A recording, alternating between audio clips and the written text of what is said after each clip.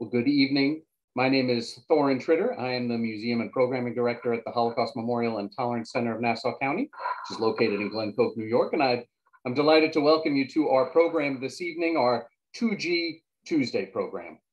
Our 2G Tuesday series builds on our successful monthly Sunday with Survivor programs, which have been running for the past year or so. And we hope that these 2G Tuesday series will provide a venue for the children of Holocaust survivors to share their parents' stories, safeguarding them for future generations. Tonight, Debbie Cohn will be sharing the story of her mother, Ilse Loeb, and a bit about her father too. Before we get to her presentation, I want to just put in some plug for some upcoming programs. So tomorrow I will be back for my next Curator's Corner, where I give a short presentation about particular objects or images in our museum. And I will be talking tomorrow about 2 photographs in our galleries that were taken at the liberation of Auschwitz, which took place on January 27, 1945. We're coming up to the anniversary of that liberation, so I thought it appropriate to talk about some of those images that are in our galleries. I also want to mention a program that we have coming up this Sunday at 12:30 in the afternoon, a virtual program when historian and author Amy Butler Greenfield will be talking about her recent book, The Woman All Spies Fear, and sharing information about one of America's great code breakers during World War II, Elizabeth Smith Friedman. And finally, 2 programs on Thursday, January 20th, the first at 2 o'clock in the afternoon when HMTC is teaming up with the Museum of Jewish Heritage for a panel discussion entitled Nazis on Long Island, the story of Camp Siegfried. And then in the evening next Thursday, I will be offering a virtual tour of Ellis Island, which opened 130 years ago this month. To learn more about any of those programs and to see a full list of our upcoming schedule, you can, of course, go to our website, www.hmtcli.org, and click on the events tab. And I also hope you'll go to our website and click on the Give Now button and make a donation to keep sponsoring virtual programs like the one this evening. Okay, with those announcements taken care of, let me stop sharing my screen. I would like to introduce the man who is behind both our Sunday with Survivor series and this 2G Tuesday program, and that is Mr. Michael Mantell. Michael is a 3G. 2 of his grandparents are survivors, and they instilled in him the need to not let their history and the larger history of the Holocaust be forgotten. Michael reached out to us in 2020 to ask about arranging a survivor to speak for a group of his family members. And after that program, we had further discussions and realized we shouldn't limit this just to a small family gathering, but turn it into a public program. And thus our Sunday with Survivors programs were started. And then a couple of months ago, he reached out to me, he said, Thorin, why are we only doing survivors? Let's get 2G programs as well. And so we started the 2G Tuesday series.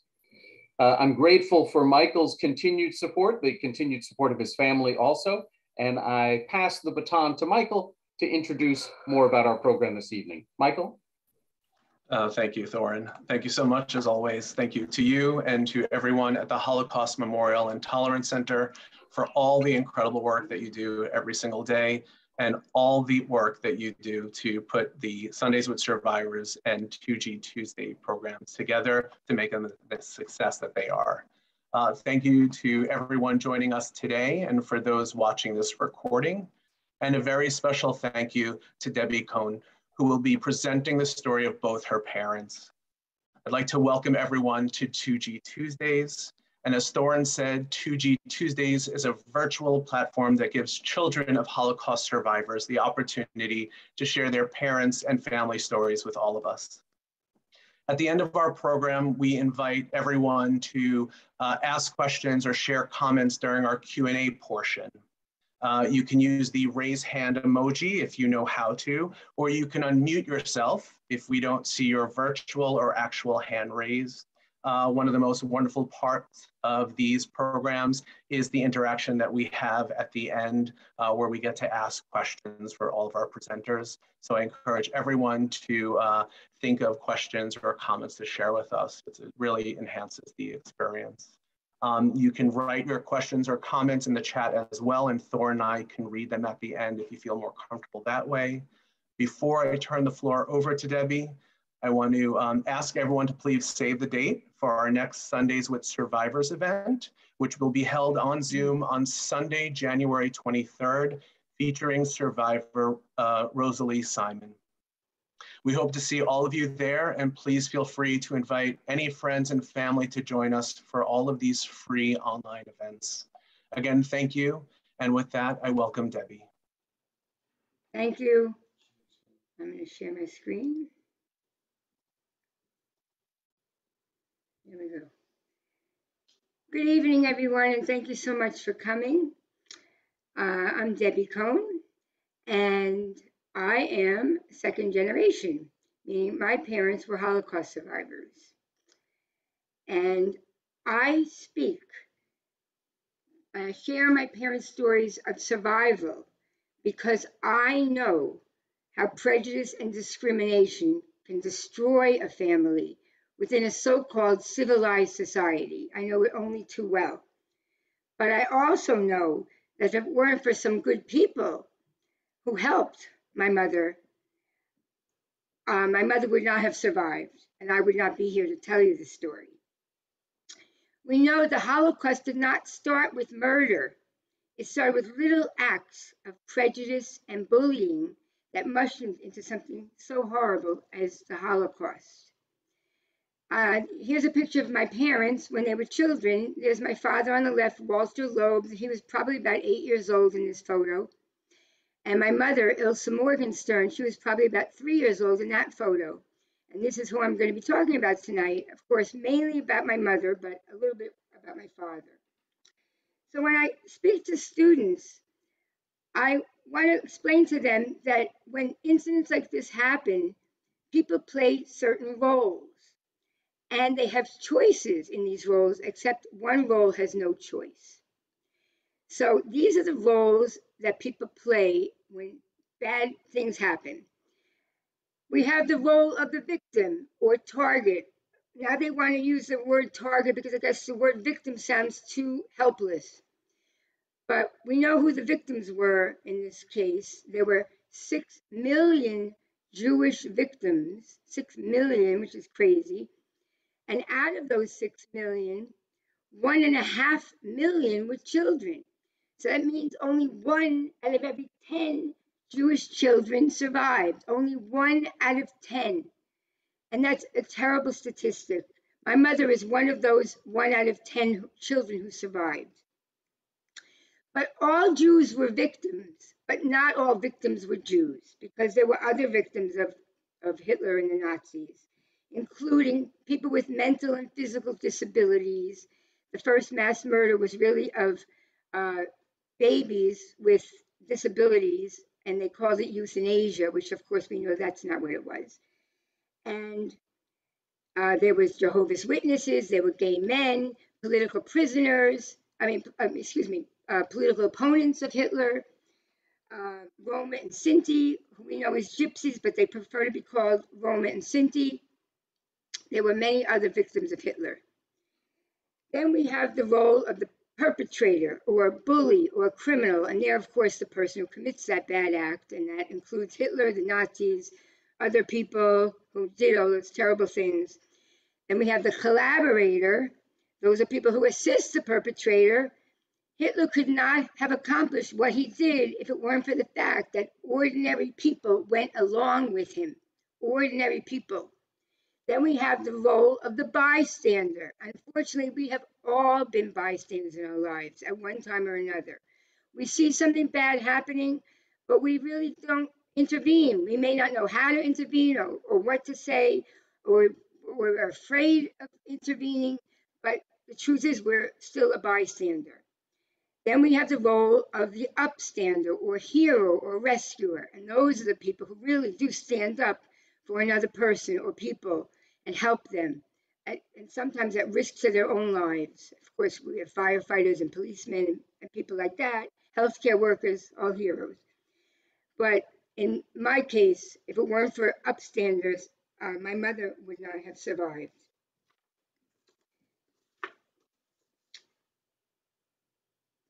My parents were from Germany and Austria. Here's where my mother's from. She was from the beautiful town of Vienna, Austria. That's where she was born. It's a city of music, art, culture, beautiful city. Then here's Germany, which of course Hitler was in charge of during this period, but he was really from Austria. He was Austrian. And my father was from a town called Birkenau, Germany. Here we go. Now, whenever my father would mention the word Birkenau, that was his hometown, often people would flinch because people who know anything about the Holocaust equated it with Auschwitz-Birkenau, of course. Birkenau, part of Auschwitz, was the death part of Auschwitz, and that's a terrible place. Has nothing to do with my father's town of Birkenau. My father's town of Birkenau was this, a beautiful, beautiful village. And the crazy thing about this picture is that here's my father, a black and white photo of my father, probably about age 8 or 9, overlooking the town. You see here, the same vantage point.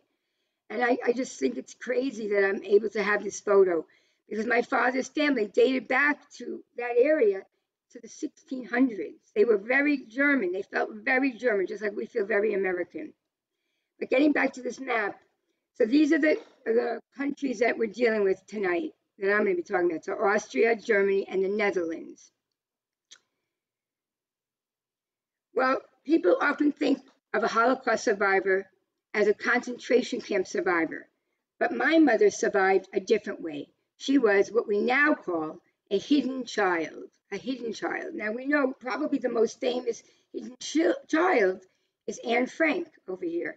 Anne Frank was an amazing person, and she was hidden with her family, and my mother was also hidden, ultimately had to hide away from the Nazis, otherwise she would get caught and probably would never have survived. Well, my mother had a lot of parallels to the story of Anne Frank with one very large difference. My mother survived. Anne Frank did not. Anne Frank and her family were betrayed. And it was a terrible thing, whoever betrayed them, because whoever did that was doing just as bad as the Nazis who picked them up, whoever betrayed them. And Anne Frank died of illness right before she would have been liberated. A very sad thing. But we do have her diary that has been read by many, many people throughout the world, and it's just incredible what she did.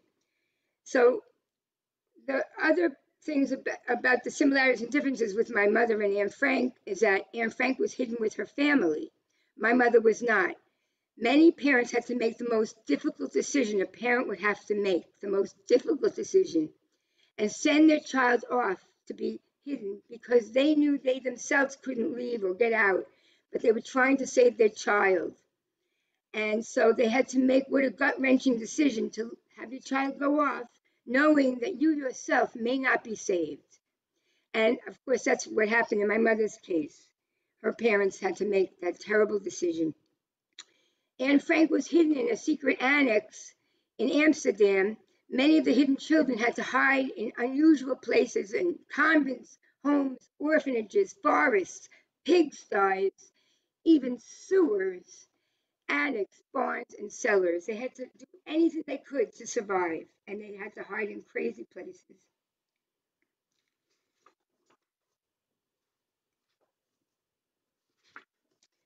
So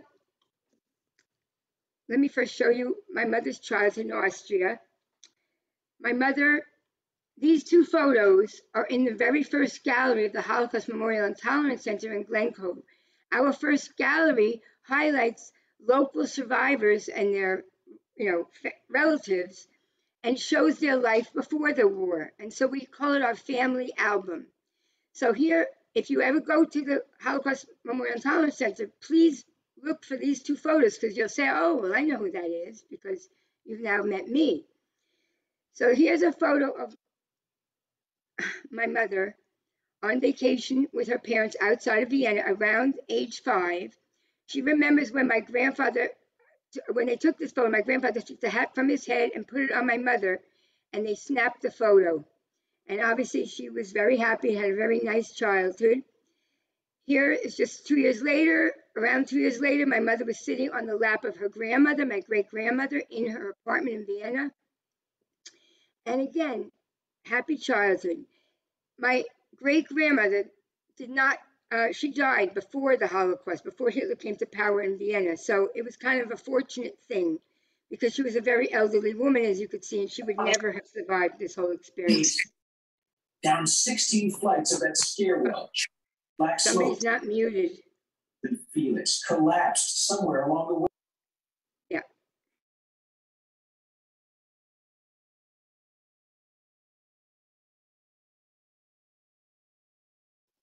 Unmute.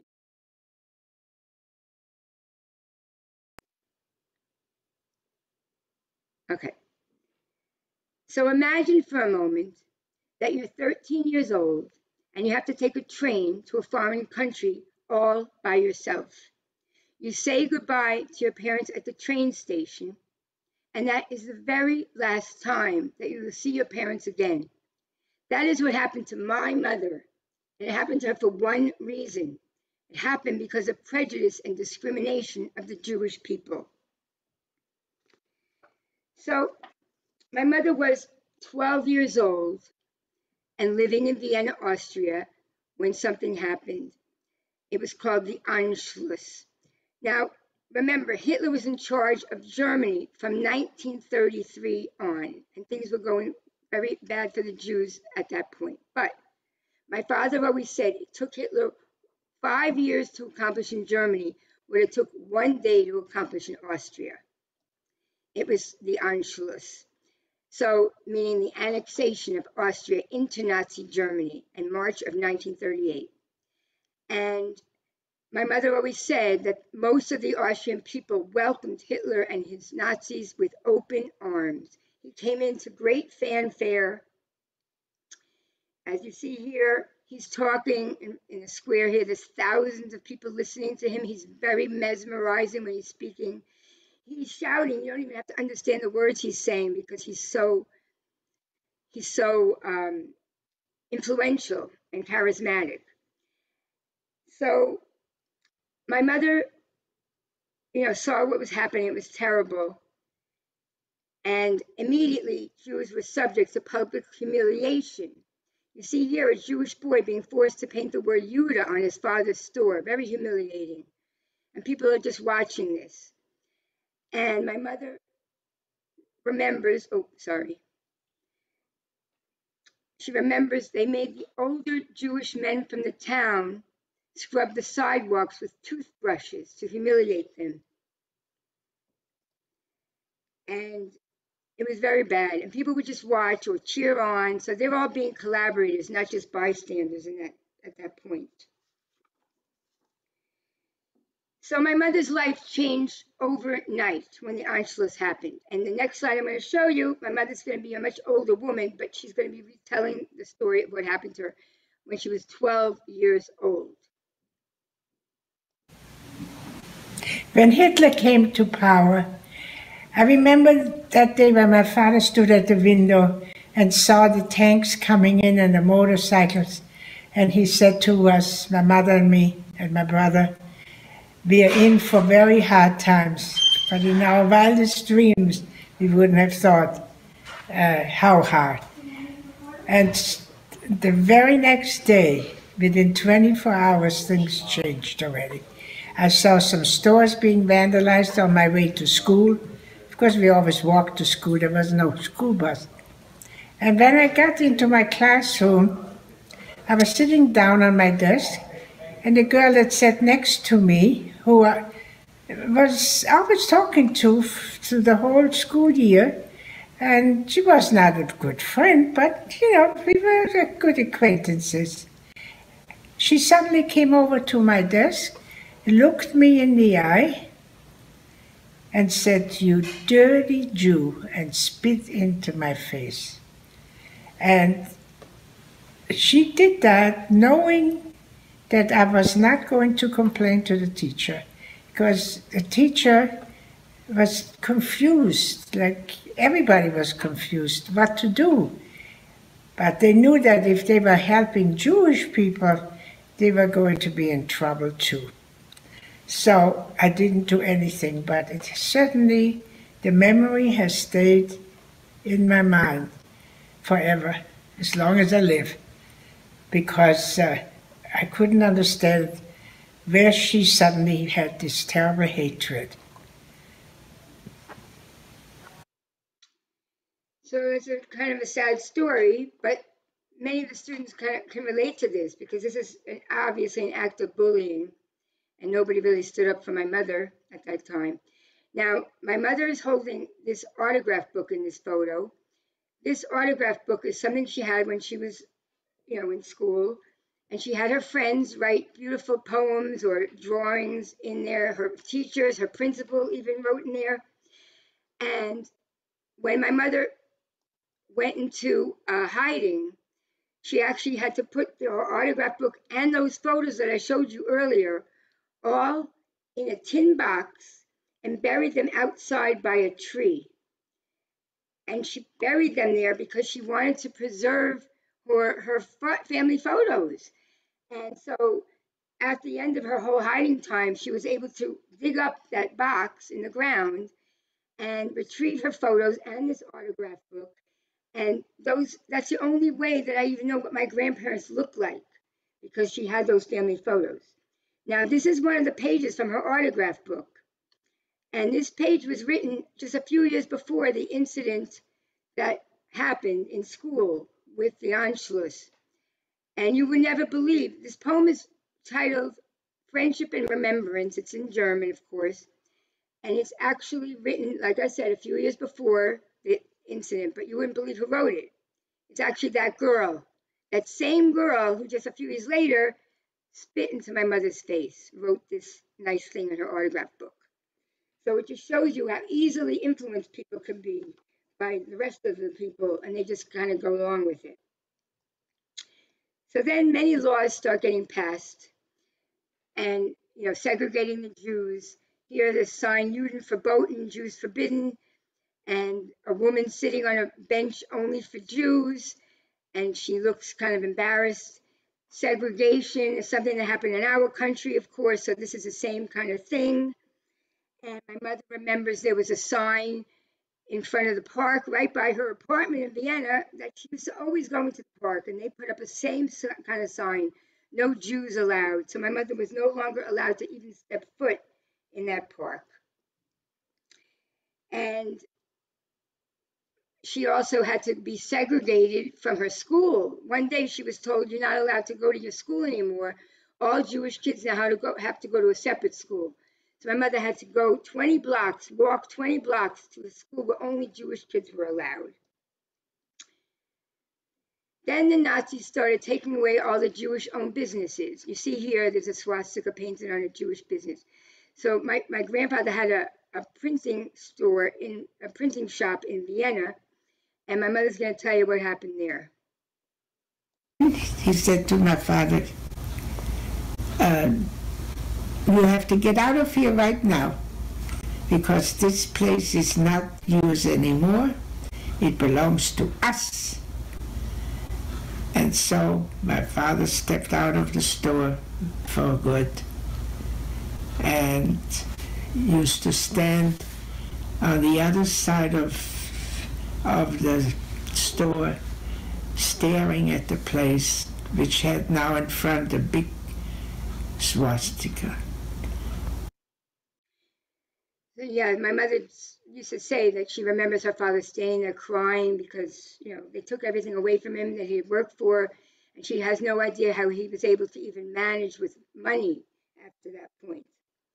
So things are going really bad for the Jews at this point, and then comes an infamous night in history, Kristallnacht, November 9th and 10th, 1938. Very infamous night, a turning point in Holocaust history, when the Nazis staged violent attacks against the Jewish communities in the areas where they were in charge. At that point, they were in charge of Germany, Austria, and the Sudetenland, which had been part of Czechoslovakia.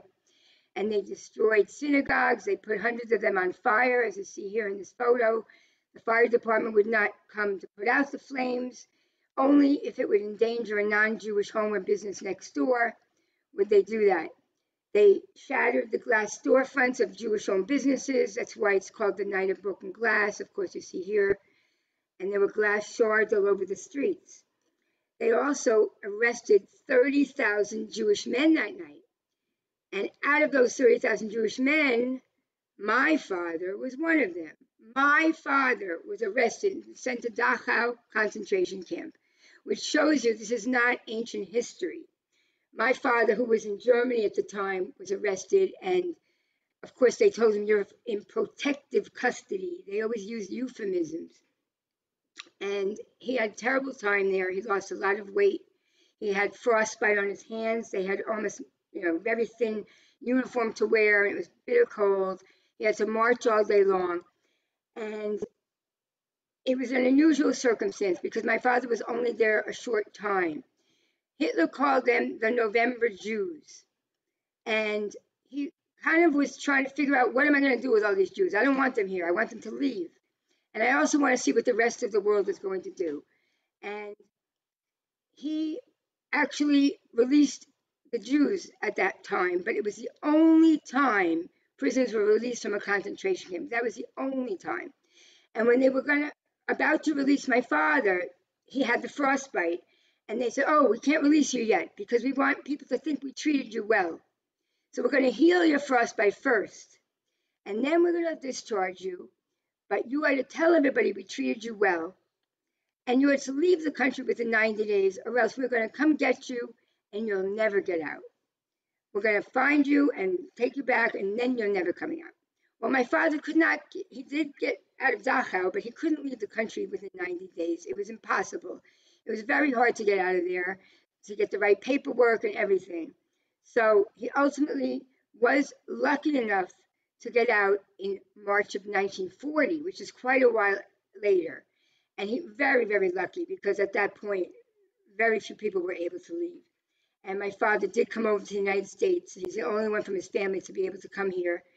And he actually was then in the United States Army. So he was not a Richie boy. If anybody of you saw 60 Minutes recently about the Richie boys, but he had a similar thing where he was a German Jew, but his was a little bit different because he was already a Holocaust survivor over there, and then came over here and was in the United States Army. So we're actually very proud of that. So things really got bad after Kristallnacht. Oh, this is showing you my father's arrest record at Dachau. So here you have it, the actual record. Walter Loeb, Birkenau, his hometown, his prison number, protective custody, Jew. It's really ridiculous. So my mother and her family were forced out of their apartment right after Kristallnacht. My mother's going to tell you. We were told on Kristallnacht, when they came to our apartment, to pack a few belongings because we were now told to go to live with another family in the building that we did not know, also Jewish people. They I guess they lived on a top floor, there was no elevator, so our apartment was more desirable for them to move in there. So we had so little time to pack things that about a week or so later, my father had to get special permission to go back into our apartment to pick up some more of our belongings that we needed for our daily lives. And imagine, our own things, we had to ask permission to get them. And they told us that we could do that a certain morning, that 3 men would come with us and watch everything we were taking. You could take no jewelry. And that's when I picked up the watch. My mother had said, maybe they won't watch you as much as they will watch us. If you can, maybe you can get Dad's watch that's on the night table. And I did. So what my mother's talking about with the watch, this is not the actual watch. This is a replica. But my grandfather had a gold pocket watch, a beautiful gold pocket watch that my mother was able to get, and it remained after the war. We don't have the actual watch anymore, but we do have a gold chain. My sister has a gold chain, and it's, of course, a very valuable heirloom to our family. And my mother's holding an ice skate in this photo. And what that is about is when my mother went into hiding, she gave her ice skates. My mother used to like to ice skate a lot. And she gave her ice skates to a non-Jewish man for safekeeping, along with some other belongings. She also gave him a whole stack of letters from her mother. Her mother had written her letters. And at the end of her hiding time, when she came to this non-Jewish man and she said, "Oh, do you have my things? Do you have my things?" He said, "Well, I do have your ice skates. I kept them. Here they are. But I'm so sorry.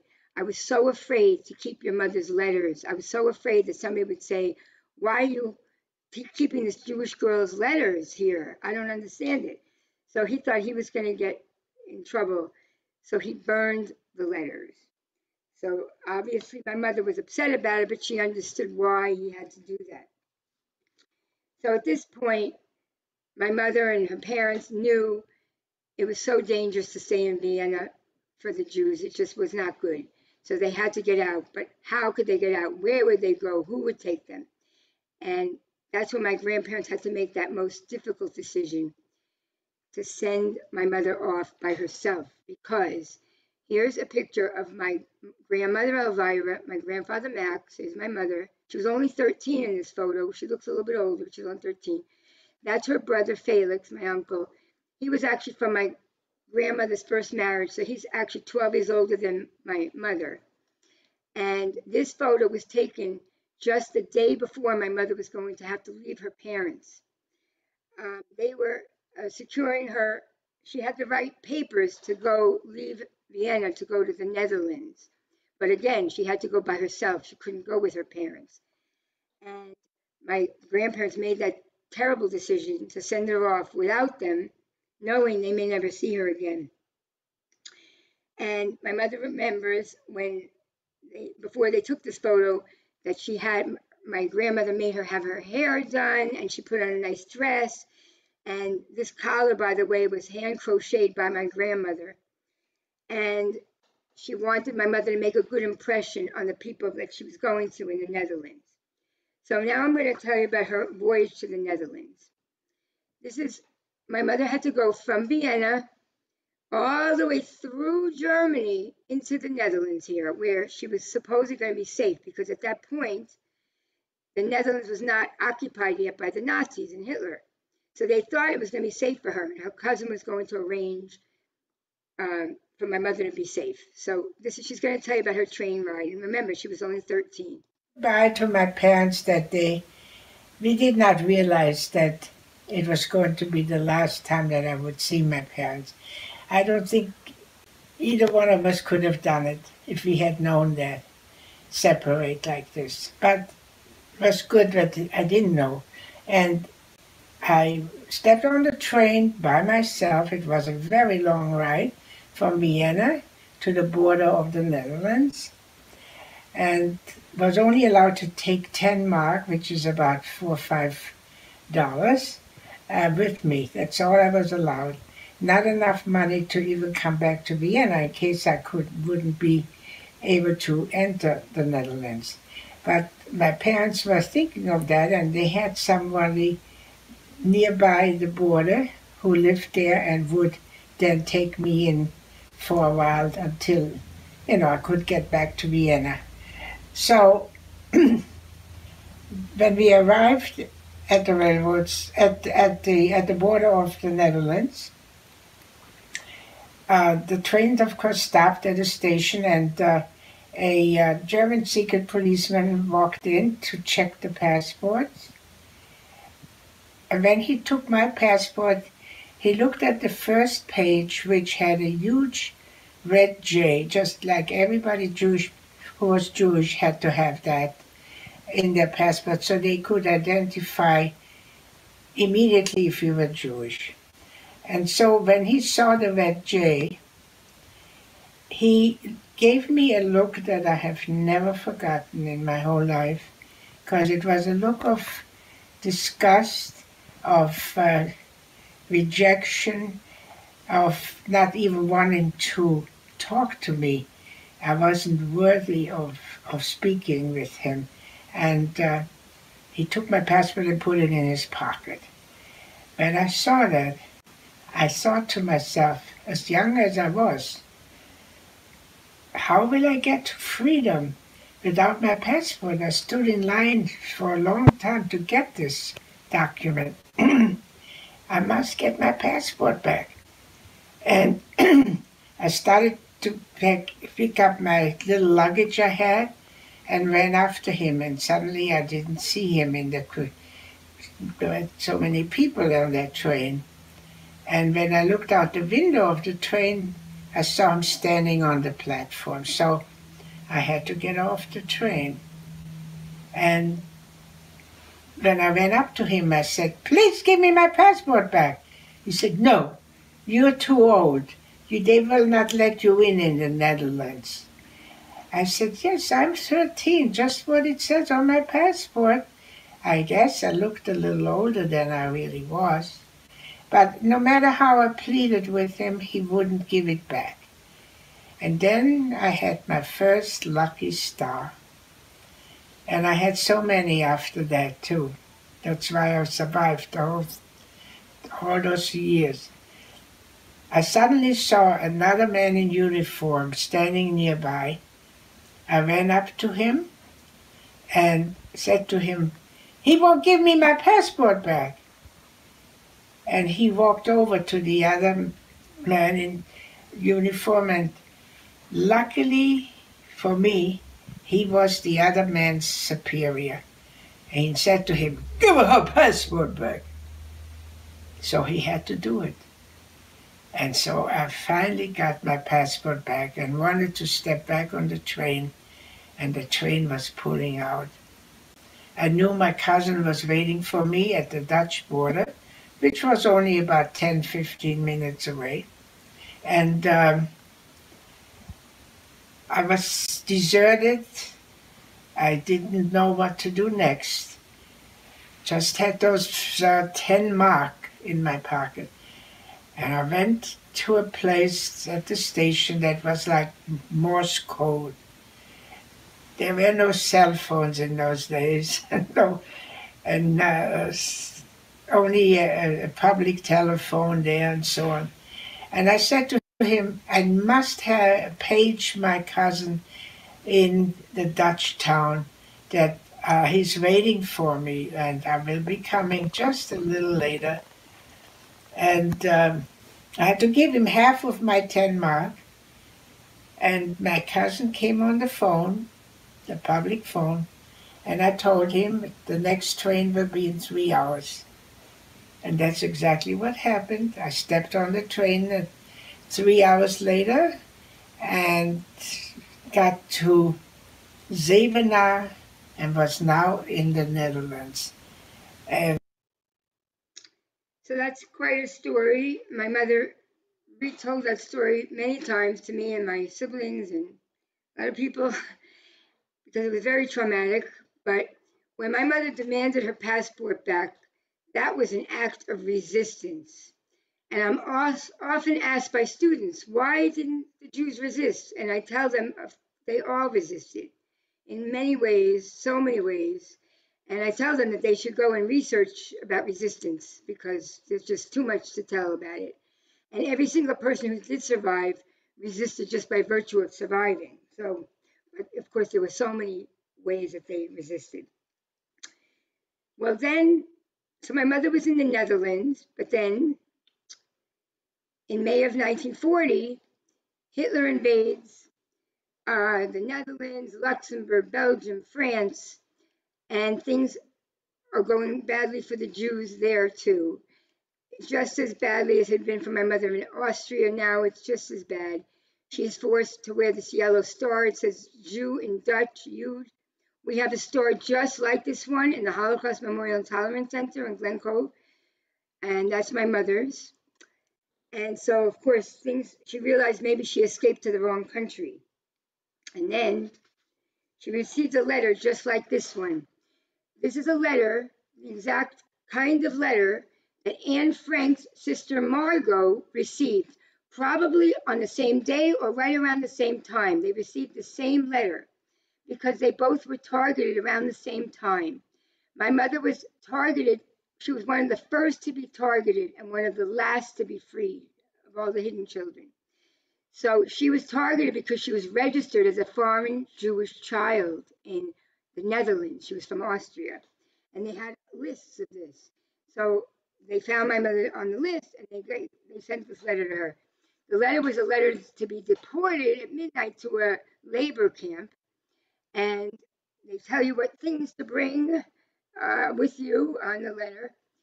Now, when my mother got this letter, all the people around her said, "This is not a good idea to go there. Do not go on that train to whatever camp this is." They wouldn't explain what they were going to do to you there, of course. Well, at the same time, the Frank family made that same decision. They said, "Oh no, Margot cannot go on this train."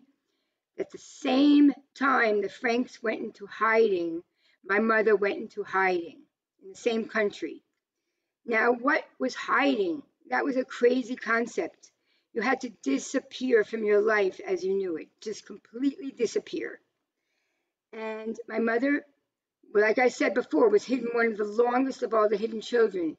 My mother had no idea how long it was going to be.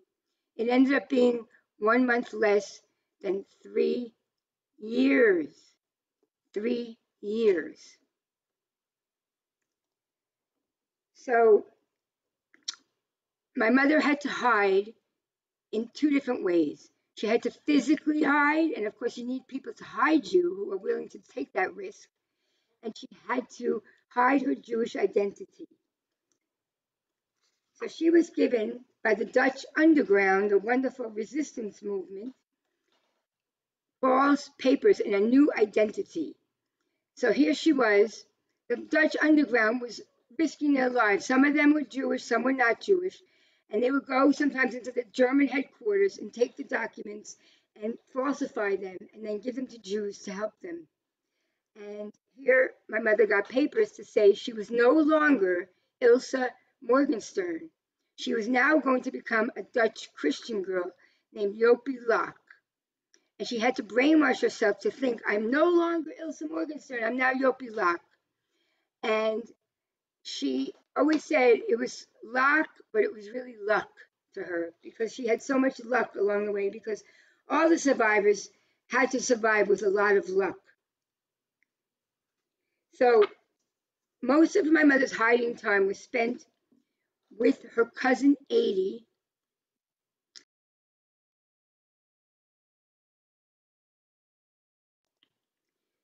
I hope you hear me now.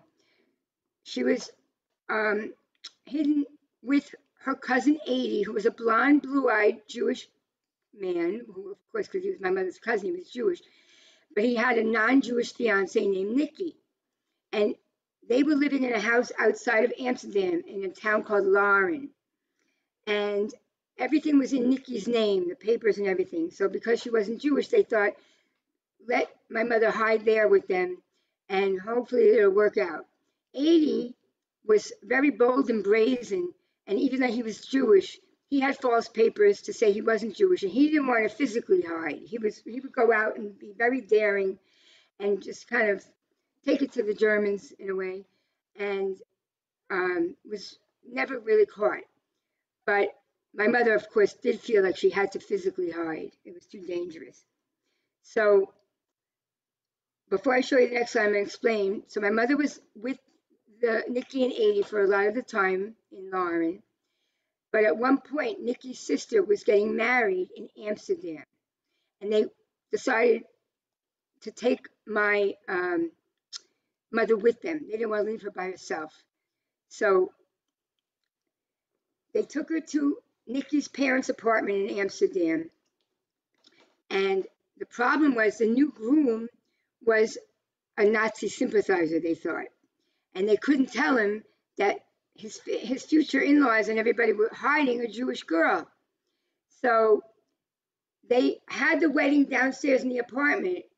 And for 3 days, they had this wedding with festivities. But what they did was they couldn't let this guy know that my mother was hiding. So they put her upstairs in a room, and they put a piece of furniture, an armoire, just like this one, not this one, but just like this one, in front of the opening to the room to pretend that there was no room. And for those 3 days, my mother had to be behind an armoire like this. They shoved the food underneath the whole time. She had to be very quiet because they were all downstairs celebrating with the music and dancing and food. And she had no bathroom in there. She had just like a pail to use. And that was only 3 days out of the 3 years of hiding, just to give you a small little snippet. So then when my mother went back to Lauren with them, there was a very close encounter. And she only had 5 seconds to go into a predetermined hiding spot. So this is not my mother's hiding spot, but it was just like this one. This is actually in a museum in Holland. It's showing somebody else's hiding spot. My mother only had 5 seconds to go to hide, and they had already cut out a hole in the wall in paneling, and of course they had paneling to cover it. So my mother had to go into the wall, and they put the paneling in front of her, and she hid there while the Nazis searched the house for Jews. My mother was terrified, but they did not find her that day because I wouldn't be here to tell you about the story. Now, because the Jews knew that the Nazis knew that the Jews made hiding places, and the Nazis maybe didn't find them the first time they looked, they would know that the Jews would come out of their hiding spots and relax a little bit. And so, the Nazis would come back to search for the Jews again. So my mother and Adie and Nikki knew she had to find a new hiding spot. Instead of being in this house in Lauren, she had to go somewhere else, and they had to find somebody they could trust. And they found a couple that actually became relatively famous after the war. And this is them, Jotje and Art Vos. They were a Dutch Christian couple who were amazing people. They worked with the Dutch underground. And what was so incredible about them is that they not only risked their own lives, but they risked their young children's lives to hide 36 people throughout the course of the war. One of those 36 people was my mother. They saved my mother's life. And the way they were so successful in doing this, it's actually been the subject of movies and everything, so I'll let you know that at the end. But there was a Dutch police officer from the town who was pretending to work with the Nazis, but he actually was not, he didn't like the Nazis and what they were doing to the Jews. So he gave Mr. Voss a telephone because they didn't all have telephones. And he said, I'm going to pretend that you're now the fire marshal. That's why you have a phone. And instead, when I'm told when the Nazis are coming to search for Jews, I'm going to ring your phone twice and hang up. That's my signal that the Nazis are coming. And that was very dangerous for him to do this, and it was quite heroic.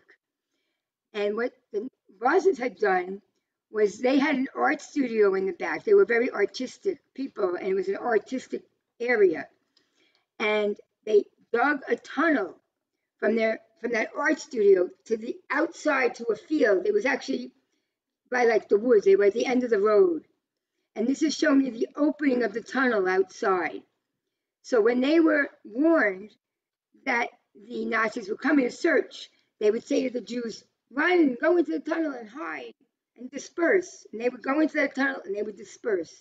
And it really worked. Now, I want to show you this photo. It's an incredible photo. It shows 1, 2, 3, 4, 5 little children. These are not children hiding, they're children playing. These 3 little blonde girls and the boy were the Vosses' children. This little dark-haired girl is a Jewish girl named Moana, who was being hidden by the Vosses. She was just one of the people that they were hiding, among others. Moana was hidden there without her parents. And at the end of the war, she found out her parents did not survive. So, and they had to pretend that she was their sister. And they had to go to school as young as they were and keep this huge secret from all their classmates and all their teachers that their parents were doing all this, that they were hiding. Because if they were caught, they would all be sent to concentration camps, and it was not good. Then came the Hunger Winter, 1944 to 45. It was a terrible winter where Germany cut off all the food and fuel supplies to that part of Holland where my mother was. And many people died of starvation, of being frozen, malnutrition, all kinds of horrible things. It was still, the war wasn't over. It was still hard. And her part of Holland was like the last to be liberated. So I'm just going to read you something that she wrote about what happened to her during the Hunger Winter, because every survivor has stories where moments meant the difference between life and death. And this is just one of her stories. The winter of 1944 to 45 was one of the coldest of the century. And in Holland, where I spent the war years, we had no gas or electricity during that time. We were always hungry, and we had to think of unique ways to cook our measly potatoes. So we would go out into the woods in the dark of the night to cut down trees, which we carried to the house to cut up into small pieces. One night, as we were chopping down a fairly large tree, we saw it swaying back and forth, either towards the forest or the road. All of a sudden, I heard the sound of a Gestapo jeep. As the jeep was about to pass, the tree was about to fall. In those few seconds, my life hung in the balance. The jeep disappeared into the distance, and the tree fell across the road, just at the very spot the jeep had just traveled. What would have happened had the tree fallen on top just before the jeep arrived, or fallen on top of it? I don't have the answer to that question, but I know that those few seconds saved my life.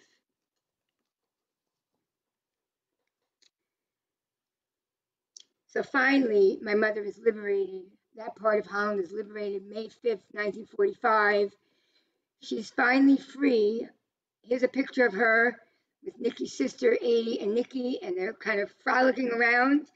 Of course, my mother had not really gotten much fresh air in all those years, so she was happy to be outside. However, she then found out the terrible, terrible truth that my grandparents, Max and Elvira, were murdered in most likely Belzec death camp. They were originally, she found out more and more information as the years went on, what happened to her parents, what the fate was. And sometimes she didn't want to know, but she found out that they were initially sent to a holding camp called Itzpika. And it was a horrible, horrible place where they tortured people, and it was just terrible. And then ultimately from there, they would send them to Belzec, where nobody survived. It was a murder machine, a killing center, and it was terrible. So even after this final thing, where my mother's all by herself now in the Netherlands, and finding out that her parents were murdered, and she has to make a life for herself, she's in the Netherlands and wanted to become a nurse. So she goes to a local hospital and starts doing very menial work there and wants to get into the nursing program. And they did a physical on her. And when they took her x-ray, chest x-ray, they came out and said, "I'm so sorry, you will never be a nurse," which were words that really stuck with her. And that's because she had tuberculosis. All those years of hiding, she had developed a terrible cough, and of course there was terrible malnutrition and all that. So she had tuberculosis, and there was no medication at that time. We have it now, but not then. And they put her in a sanatorium for almost a year, and she actually did get better, which is a miracle. And ultimately was able to come to the United States of America in 1947 and reunite with her brother, Felix, and his wife, Marion, who were in Chicago. And that's where my parents met. They met in Chicago. And this is what we call two survivors' best revenge. This is, part of the family. My parents, at their 60th wedding anniversary, we made them a big party. My father was 92, and in this photo, and he was very sick at this point, but they were married 60 years, and right a month after this party, my father passed away, but at least he was able to live to the age of 92. My mother passed away later. She was younger than my father.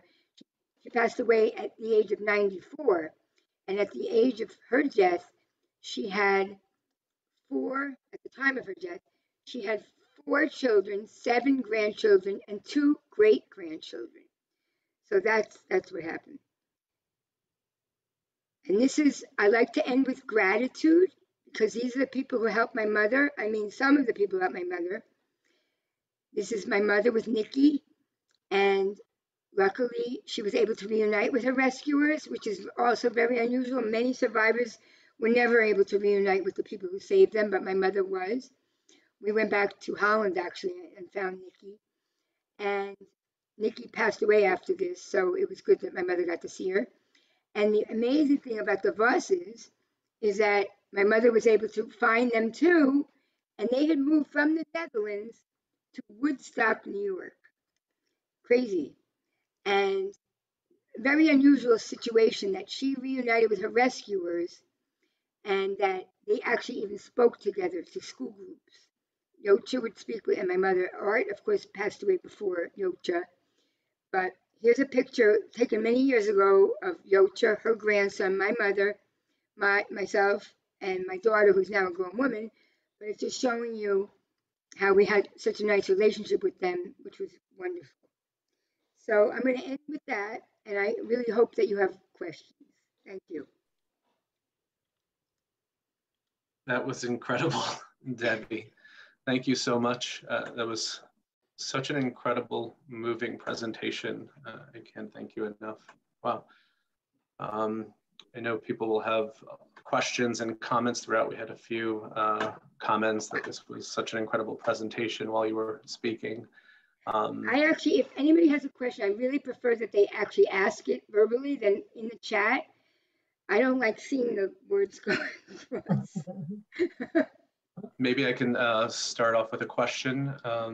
In some of the videos, you're next to your mother while she's speaking and sharing her story. So I'd just love to ask, like, what is it like to first hear those stories and now be the person who is sharing those stories to make sure that they live on?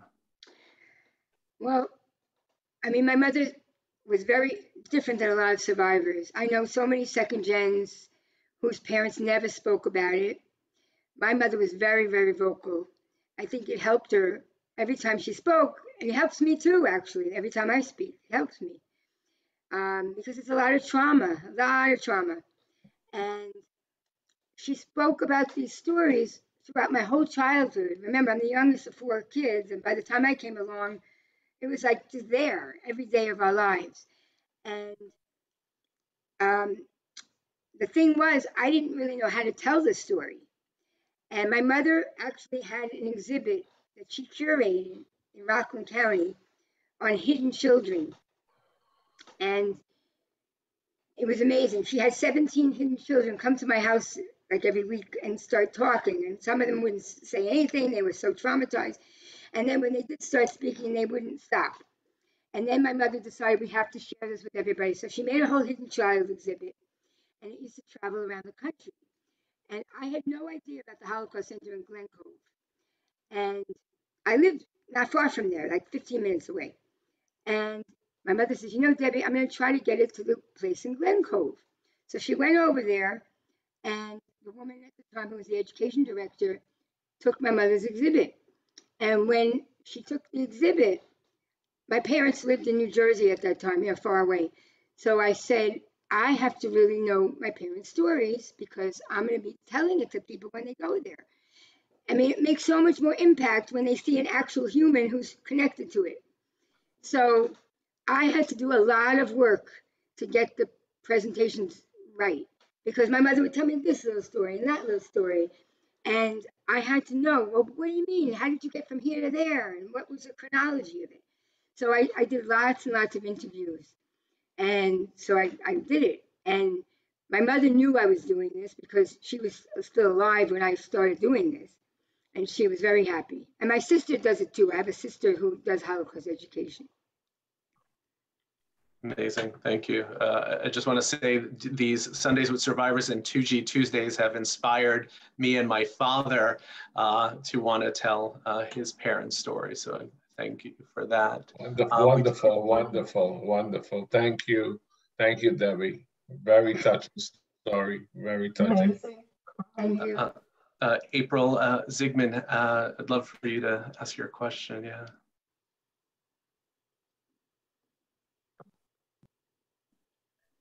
April, you just need to unmute first.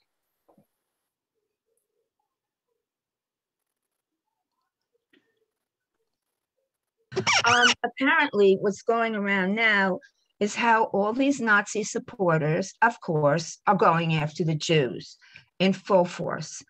And I am thinking about what's going to happen. I mean, you know, first of all, they're in Long Island, this one of these strong groups, and apparently they're going after us. And the other thing I want to mention is that in the South, they are now giving courses in high school whether the Holocaust did really exist and teaching this to high school students. And those two things I think are pretty scary. And I'm wondering whether you think, it's not a real question, what do you think about these two things? I mean, it frightened me tremendously, but. What do I think?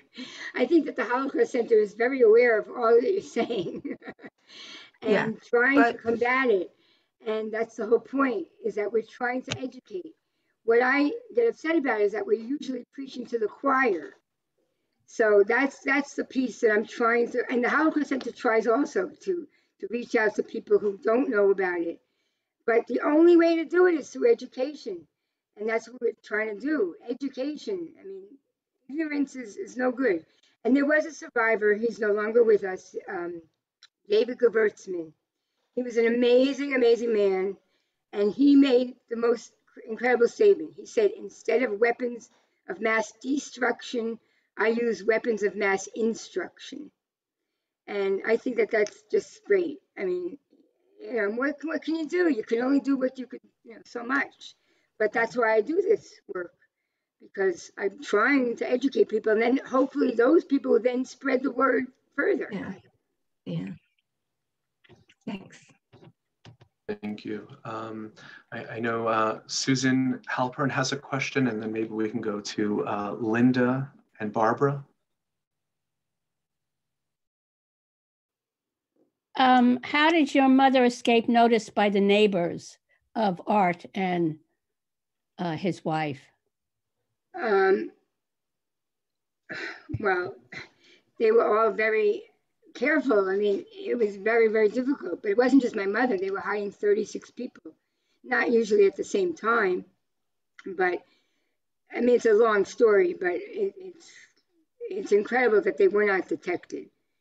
I mean, Yotra Voss was a very good actress. She was a brilliant woman, and she was great. When the Nazis would come, she would somehow fool them, or maybe they knew, but they pretended to look the other way. We don't know.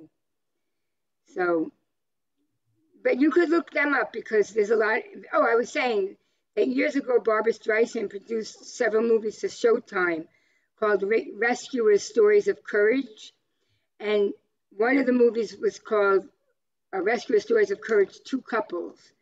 And the first hour, it's a dramatic movie, but the first hour is about the Vosses. And of course, they've also been in another movie called Secret Lives that talks about people who hid people. So they've been documented.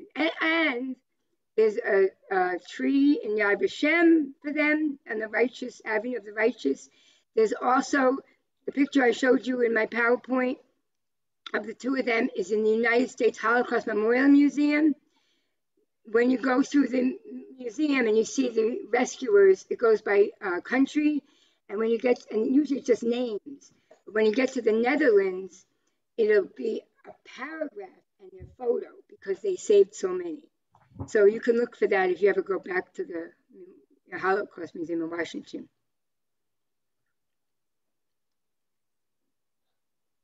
Linda? Hi, Debbie. That was wonderful. It's so moving. I wondered how your mother's brother survived.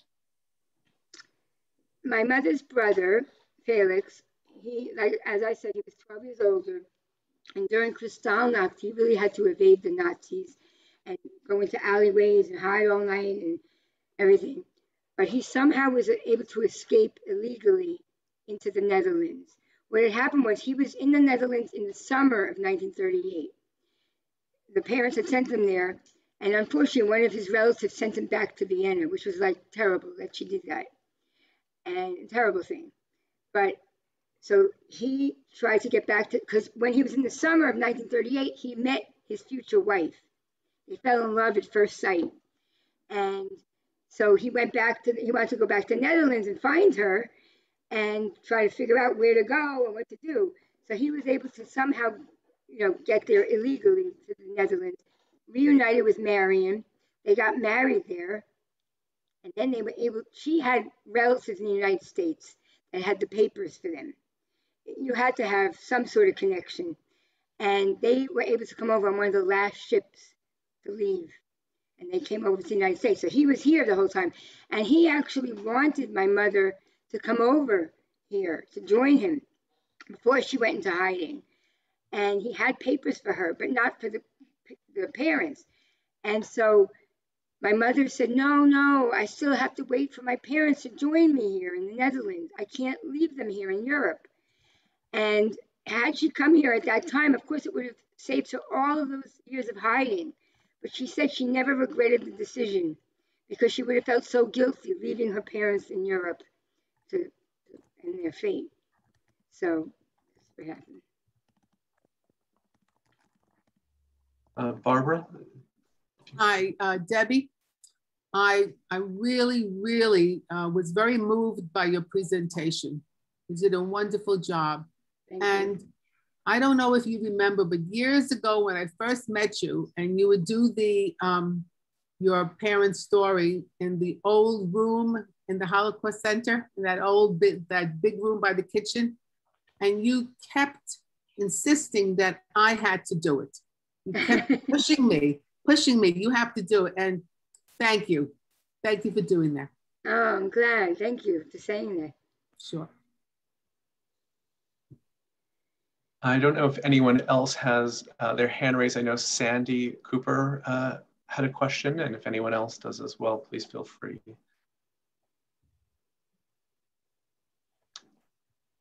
Oh, Sandy, I just have to unmute. Debbie can hear me. So Debbie, you're not going to believe this, but I grew up in Rockland County, and I was very little, and I needed my pants hemmed all the time. And I met your mother, and your mother was and has been, I can't even explain it to you. My family, my kids know your mother's name because your mother said many things when she was hemming my pants. One of the things she said to me that stays with me every day, and if my kids were here, they would tell you, oh my God, this is all my mother ever said. Your mother said to me, and I think, April, you'll appreciate this.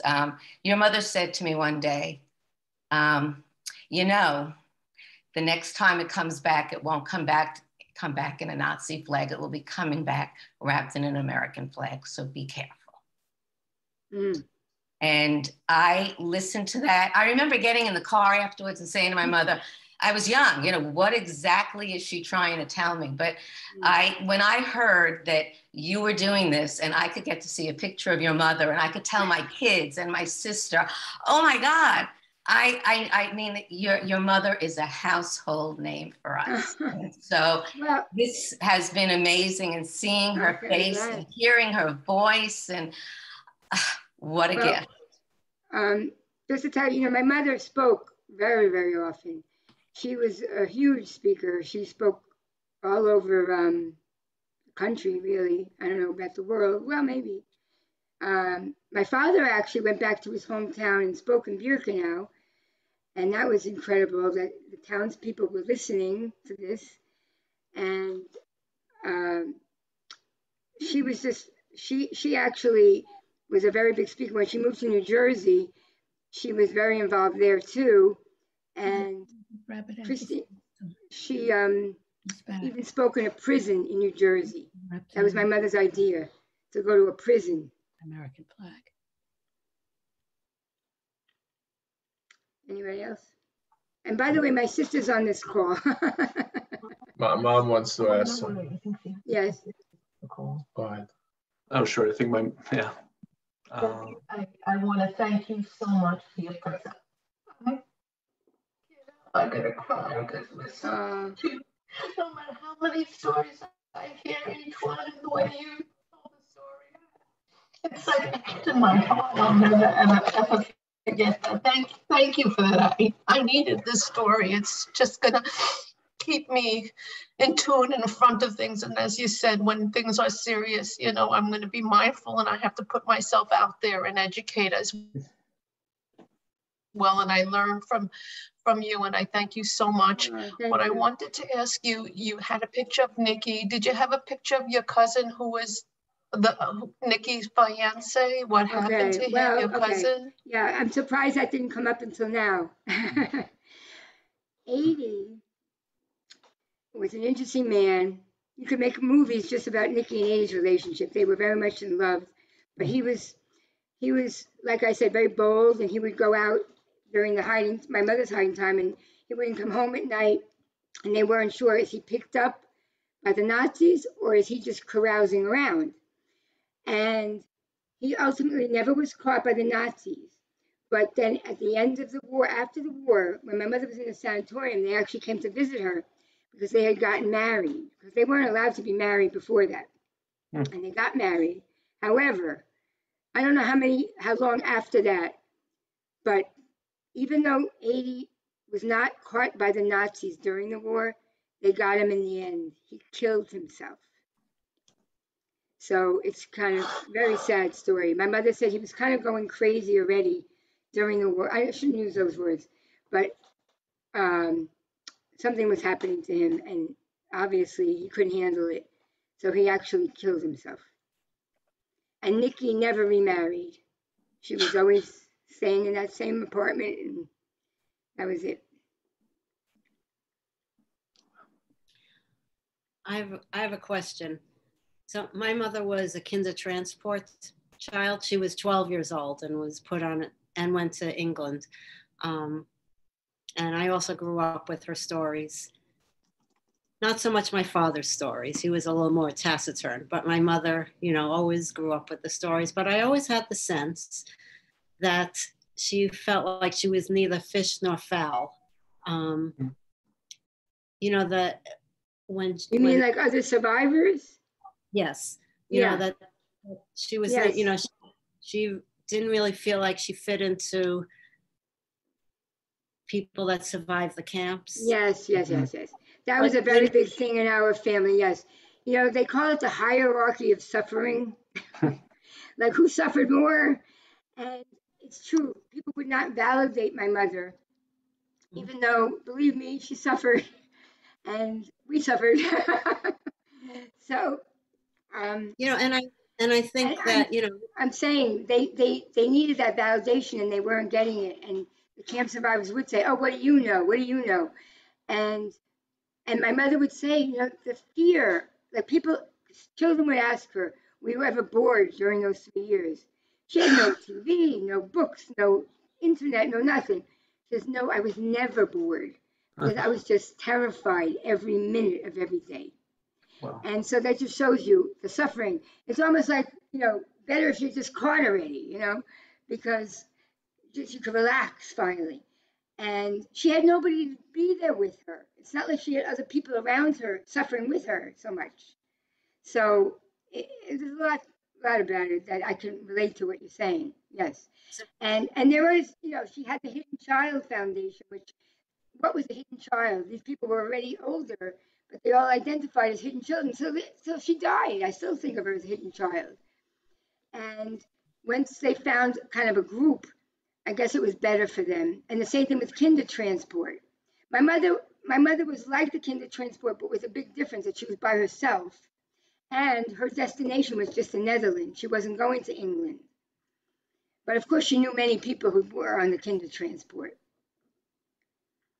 So, I mean, this is... yeah, you're right. I was asked by a friend to join the board of the Holocaust Education Center in Providence, where I live. And at first, and my mother died a couple of years ago. She had Alzheimer's, but something she never forgot.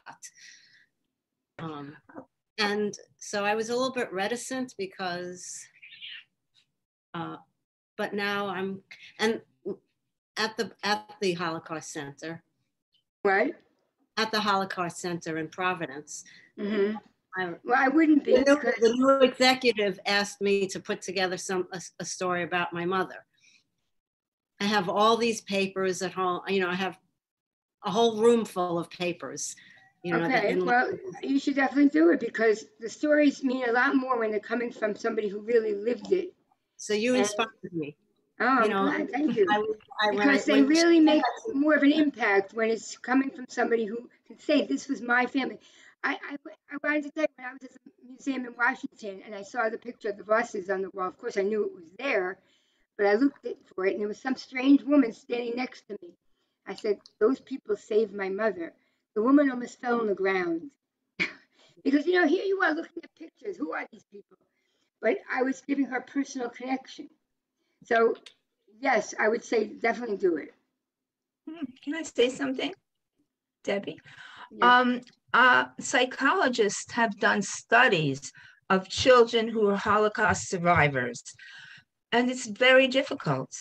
You have an entire set of problems, you know, are related to that fact. I have no problems. Right? It's related to that. I have no problems. Neither do I. But it's interesting because you seem. It's true. Yeah. No, you're absolutely right. I mean, we talk about intergenerational trauma, and they say that the trauma goes down 7 generations, which I don't know if that's true, but it definitely went down to our generation. And especially because my parents spoke about it a lot. It's a big part of our lives. And unfortunately, I think, transmitted it to my kids. And what can I tell you? Can I add something too? This is Evelyn, her sister, who also does Holocaust education, that we both feel, and Debbie, this is wonderful, amazing. You really inspire all of us. And I think that what we're trying to do is to inspire other second generation to tell the stories, because, you know, we feel like we're honoring our parents when we do that every single time. And it's just so, it helps us. It helps us with our trauma that we got. So I think it is really, you know, great that you're doing this, Debbie. And can I just add one thing about Dad? I got to go back with him to Germany when he spoke at his former high school, and he asked the students there, how many of you have been to Israel? And this is 99, I think it was. I would have thought 0. Half the class raised their hand. They had a connection to Israel. So it's just, there's a lot of hope. I hope so.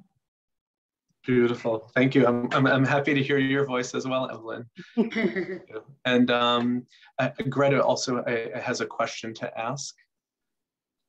Hi, I just want to first say thank you for your talk, because it was very informative, but also like really like unique and just giving like, you know, another personal experience, you know, your family's experience and your experience. I was wondering, with your mom's like young, like teenage age, like how do you, like if you could like elaborate more on how you think that like impacted her experience of the Holocaust, you know, what she went through? Because she was a teenager?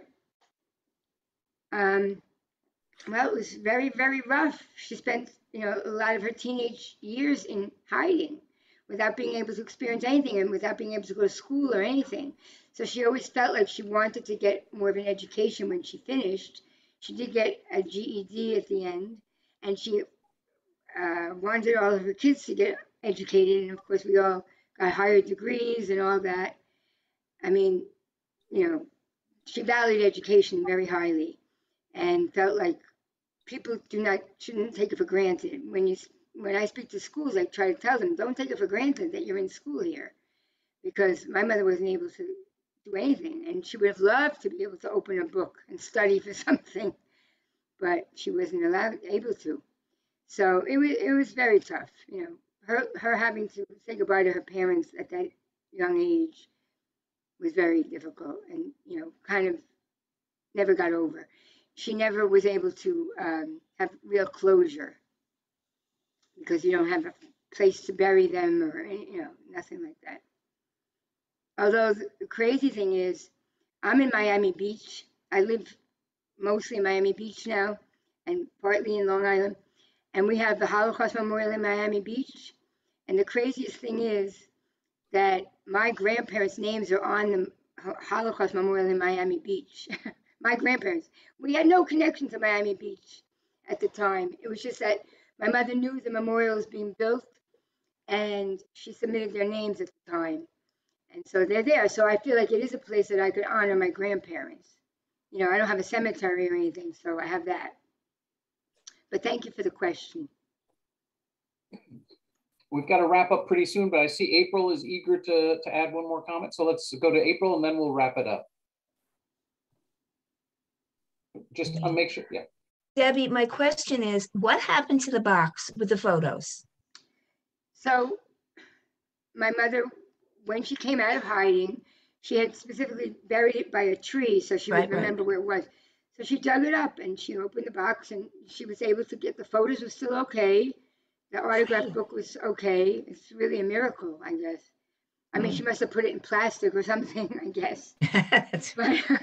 but it is a miracle that it all survived. That's great. She went back to Vienna. She went back to Vienna when she came out of hiding.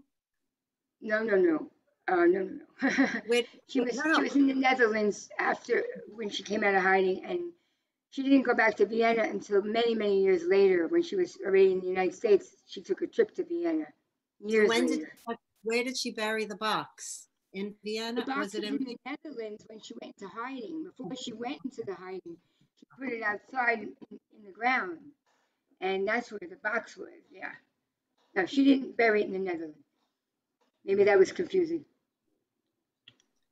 Debbie, thank you so much for sharing your mother and father's story with us and demonstrating so well how important these stories are to keep and how powerfully they can be told. Really a lovely presentation.